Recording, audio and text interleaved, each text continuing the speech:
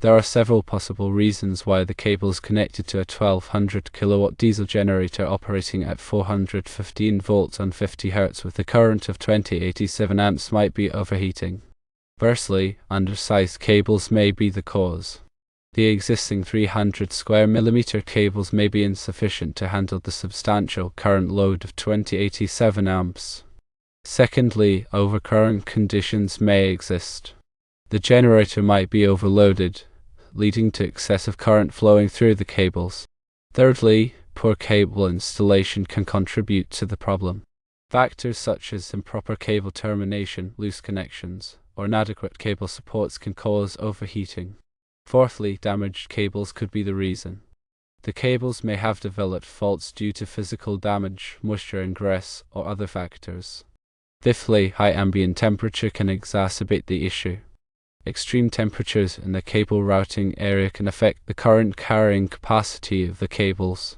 To properly size the cables, it is important to consider several factors according to industry standards such as IEC 60364. This includes current rating in amps, voltage rating in volts, conductor material, which is typically copper or aluminum, the type of insulation and sheathing materials, and the ambient temperature along with the conductor temperature rise. To illustrate, let's use a cable sizing calculation with the following parameters.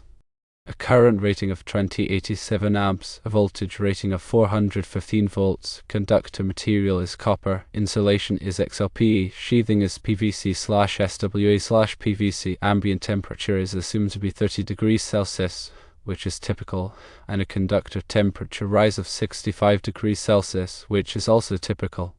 Based on these parameters, the calculated cable size is approximately 500 square millimeters per phase. To address the issue of overheating cables, here is some professional advice. Firstly, verify the generator load. Ensure that the generator is not overloaded or operating under abnormal conditions. Secondly, inspect the cables carefully. Examine them for any visible damage, faults, or improper terminations. Thirdly, upsize the cables. Replace the 300 square millimeter cables with the calculated 500 square millimeter cables. Fourthly, improve cable installation. Use proper cable supports, ensure tight connections, and employ appropriate termination techniques. Fifthly, monitor cable temperatures. Install temperature sensors or use thermal imaging to monitor cable temperatures regularly. Sixthly, consider additional cooling. If the ambient temperature is high or the cables are exposed to heat sources, additional cooling measures such as forced ventilation may be required. It is strongly recommended to consult with a qualified electrician for professional guidance and assistance with these tasks.